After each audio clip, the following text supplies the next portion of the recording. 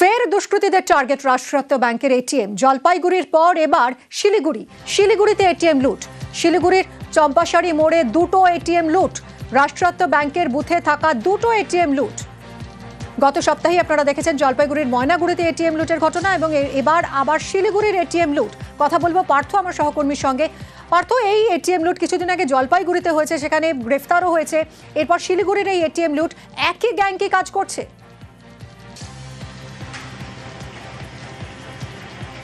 দেখো, পুলিশের কিন্তু প্রাথমিকভাবে অনুমান, যেহেতু ময়নাগুড়ির বোলবাড়ি যে এটিএম লুট হয়েছে সেখানে কিন্তু 5 জন দুষ্কৃতী জড়িত ছিল, তার মধ্যে ইতিমধ্যে পুলিশের জালে 4, আরও একজন কিন্তু অধরা রয়েছে। সেই গ্যাংই কি এই শিলিগুড়ির এটিএম কাণ্ডের সঙ্গে জড়িত?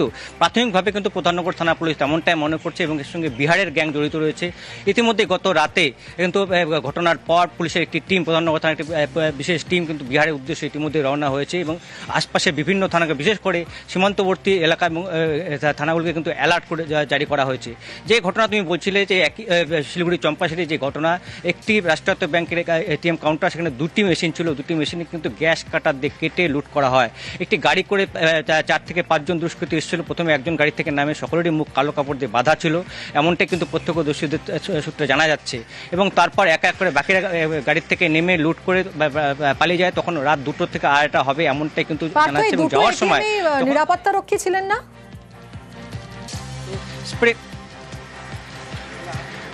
কোনো নিরাপত্তা রক্ষী ছিল না, একেবারে অরক্ষিত এটিএম ছিল। শুধু এই রাষ্ট্রায়ত্ত ব্যাংকের এটিএমই নয়, শহরের কিন্তু অধিকাংশ এটিএমই অরক্ষিত। এবং তা নিয়েই কিন্তু প্রশ্ন তুলেছেন এই যে ঘটনা ঘটেছে শিলিগুড়ি 46 নম্বর ওয়ার্ডে, সেখানকার তৃণমূল কাউন্সিলর, তিনি কিন্তু একই প্রশ্ন তুলেছেন যে কেন এইসব এটিএমে নিরাপত্তা রক্ষীর ব্যবস্থা থাকবে না, সেই প্রশ্ন কিন্তু তিনি তুলেছেন।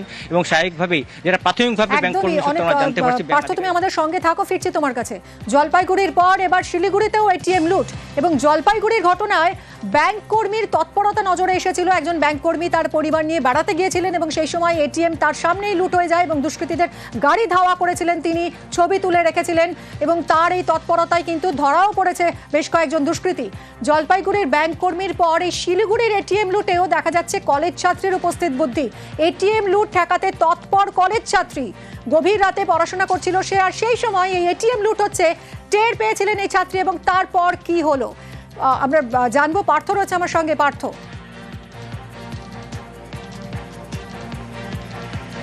একেবারেই তাই, তুমি যে কথা বলছিলে। দেখো, যেখানে এটিএম কাউন্টার ঠিক উল্টো দিকেই কিন্তু যে আবাসন, সেই আবাসনেই ফার্স্ট করেই পড়াশোনা করছিল ওই স্কুল, সেই কলেজ ছাত্রী।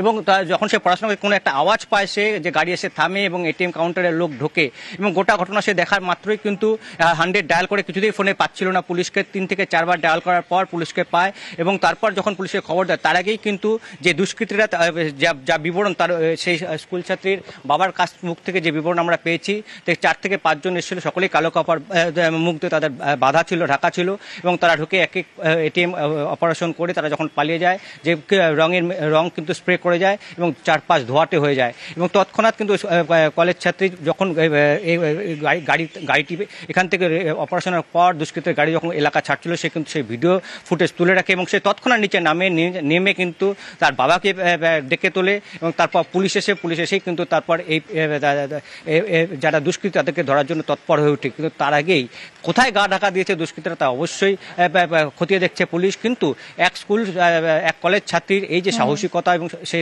একদমই তাই, এবং এই উপস্থিত বুদ্ধি নিঃসন্দেহে তদন্তে এবারও সাহায্য করবে। অনেক ধন্যবাদ পার্থ। আমার মেয়ে দেখছে আওয়াজ পেয়েছে, ও ফট করে বেল কিনতে আসছে, ও ভাবছে যে ভাবছে যে বোধহয় এটিএম বানাতে আসছে, তো সঙ্গে সঙ্গে 100 ডায়াল করছে। 100 ডায়াল করার পরে 100 ডায়াল অনেকবার ট্রাই করছে, লাগেনি। মালটাল নিয়ে গাড়িতে তুলছে, যখন গাড়িতে তুলছে তখন আবার ভিডিও করছে, কিছুটা ভিডিও করেছে। ভিডিও করার পরে যখন ওরা চলে গেছে তখন পুরো আগুন লেগে গেছে অলরেডি। তো ওখান থেকে আমাকে বললো যে বাবা তাড়াতাড়ি এটিএম চুরি হয়ে গেছে আর এটিএমে আগুন লেগে গেছে। তা পিসি পার্টির বড় নাম্বার আমার কাছে আছে, ওনাকে ফোন করলাম। তো ওনাকে ফোন করার পরে উনি উঠানোর পরে, স্যার আমি নিমাইশীল বলছি, ত্রিবেণী লজের মালিক, আপনি তাড়াতাড়ি আসুন, আমার সামনে এটিএমে আগুন লেগে গেছে, প্লাস চুরি হয়ে গেছে। ময়নাগুড়িতে বন্ধু খুনে জালে মূল অভিযুক্ত। অসম থেকে গ্রেফতার করা হয়েছে মূল অভিযুক্ত পরিমল রায়কে।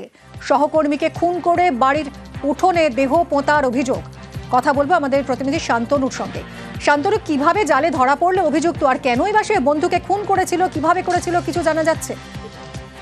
এখন কি কারণে খুন করেছিল সেই রহস্য এখনো কিন্তু উন্মোচন হয়নি। সেই কারণে কিন্তু অভিযুক্ত পরিমলকে আজ জলপাইগুড়ি আদালতে তোলার পর হেফাজতে আবেদন জানাবে পুলিশ। পুলিশ যেটা বলছে যে মূলত পারিবারিক কোনো বিবাদের জেরেই এই খুন হতে পারে বলে সন্দেহ।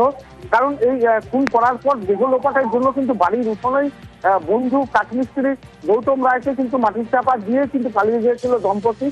তারা আসামে আত্মগোপন করে থাকতে পারে সেই সম্ভাবনা ধরেই কিন্তু পুলিশ এগিয়েছিল। এবং প্রথমে দেখা যায় গত 10 তারিখে অভিযুক্ত স্ত্রী অর্থাৎ পরিমলের স্ত্রী সঙ্গীতাকে গ্রেপ্তার করে আনে পুলিশ, এবং তারপরেও কিন্তু পরিমলের হদিশ পাওয়া যাচ্ছিল না। অবশেষে অসম এলাকায় একটি গ্রাম থেকে কিন্তু পরিমলকে গ্রেপ্তার করে। আজ ভোরেই কিন্তু পরিমলকে আসাম থেকে জলপাইগুড়ি ময়নাগুড়ি থানায় নিয়ে আসা হয়েছে। আজ তাকে জিজ্ঞাসাবাদ ইতিমধ্যে শুরু করে দিয়েছেন পুলিশের তদন্তকারীরা। পাশাপাশি তাকে আদালতে তোলার পর হেফাজতে চাইবেন, এবং হেফাজতে নেওয়ার পর কি কারণে খুনের ঘটনা। নদিয়ায় শ্বশুর বাড়িতে গিয়ে হাওড়ার যুবকের মৃত্যু। হরিণঘাটে অস্বাভাবিক মৃত্যু ঘিরে তৈরি হয়েছে রহস্য। এটা কি আত্মহত্যা নাকি খুন? স্বামীকে খুনের পিছনে কি স্ত্রী কি বিবাহ বহির্ভূত সম্পর্কে জড়িত? তার জেরেই কি এই খুন? মেঘালয় সোনামের পর এবার কি হরিণঘাটার উমা?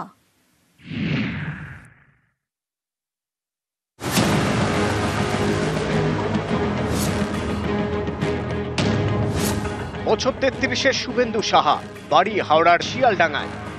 2020 সালে নদিয়ার হরিণঘাটার উমার সঙ্গে বিয়ে হয়। অভিযোগ, মাঝে মধ্যে এই দম্পতির মধ্যে ঝামেলা হতো। কয়েকদিন আগে 2 মেয়েকে নিয়ে হরিণঘাটায় বাবার বাড়িতে চলে যান উমা। স্ত্রীকে ফেরাতে শ্বশুর বাড়িতে যান শুভেন্দুও। সেই শ্বশুর বাড়িতেই শুভেন্দুর দেহ উদ্ধার। উমার দাবি, রবিবার মাঝরাতের পরে শুভেন্দুর ঝুলন্ত দেহ উদ্ধার হয়। কিন্তু মৃত্যু হলো কিভাবে? তৈরি হয়েছে রহস্য। এটা কি আত্মহত্যা নাকি খুন? আমার ছেলে খুব ঠান্ডা নিরীহ, ওর মতন ছেলেই হয় না। তাকে মেরেছে ওরা, আর সবাই মিলে মেরেছে। ওর বাবা, মামা, বউ, ওর মা, ওর মামা তো ভাই, মাসির ছেলে, সবাই মেরেছে। রাত্রে এমনি টুকটাক কথা কাটাকাটি কথাবার্তা হয়, সেরকম নর্মালি সাথে ঠিকঠাকই ছিল। এই সুইসাইড করেছে, নিজেই গলায় দড়ি দিয়েছে। কারোর সাথে কোনো রকমের সম্পর্ক আছে? শুনেছি, কিন্তু আমি কোনোদিন দেখিনি। স্বামীর অসুস্থতার কারণেও হতে পারে। শুভেন্দুর পরিবারের অভিযোগ, বারাসাতের এক যুবকের সঙ্গে বিবাহ বহির্ভূত সম্পর্ক রয়েছে উমার। এ নিয়ে মাঝে মধ্যেই শুভেন্দু উমার অশান্তি হতো। এর জেরেই খুন করা হয়েছে শুভেন্দুকে। একটা ছেলের সাথে অ্যাফেয়ারে আছে, সেই ছেলে আমাদের নিজেই দেয়। সেই ছেলের নাম হচ্ছে লোহন সাহা, বারাসাতে বাড়ি। তো সে আমাদেরকে জানায় যে তোমার বৌদি আমার সাথে সম্পর্কে লিপ্ত। তো আমাকে কিছু ছবি পাঠায়, যেগুলো দেখার মতো নয়, এতভাবেই ঘনিষ্ঠ। মারাই হয়েছে এটা, কারণ আপনাদের ছবি দেখালে আপনারা বুঝতে পারবেন যে ওকে কিভাবে করেছে, মেরেছে। উমা এবং তার পরিবারের বিরুদ্ধে হরিণঘাটা থানায় অভিযোগ দায়ের করেছে শুভেন্দুর পরিবার। একটি হোয়াটসঅ্যাপ চ্যাটও তারা প্রকাশ করেছেন। তাদের দাবি, এটা উমা এবং তার প্রেমিকের হোয়াটসঅ্যাপ চ্যাট। প্রেমিক উমাকে লেখেন, তুমি আমার কলিজা জান, তোমার জন্য সবকিছু করতে পারবো জান, কিন্তু তোমাকে হারাতে পারবো না সোনা। জবাবে উমা লেখেন, এটুকু বিশ্বাস রেখো আমার উপর, যতই ঝগড়া হোক, অশান্তি হোক, আমি তোমাকে ছেড়ে কোনো দিন যাব না, বাট আমাকে একটু টাইম দিও। গত মাসে হানিমুনে গিয়ে খুন হতে হয় মধ্যপ্রদেশের রাজা রঘুবংশীকে। মেঘালয় থেকে তার দেহ উদ্ধার হয়। উত্তরপ্রদেশ থেকে গ্রেপ্তার করা হয় তাঁর স্ত্রী সোনামকে। সোনামের প্রেমিক রাজ কুশওয়াকেও গ্রেপ্তার করা হয়। অভিযোগ, এই প্রেমিকের সঙ্গে ছক কষেই স্বামীকে খুন করায় স্ত্রী সোনাম। হাওড়ার যুবক শুভেন্দু সাহার ক্ষেত্রেও কি এমনই কিছু হয়েছে, নাকি মৃত্যুর পিছনে অন্য কারণ? সব দিকই খতিয়ে দেখছে হরিণঘাটা থানার পুলিশ। ক্যামেরায় রাজু ভুঁইয়ার সঙ্গে দেবাশিস চক্রবর্তী এবং রঞ্জিত সরকার, নিউজ 18 বাংলা।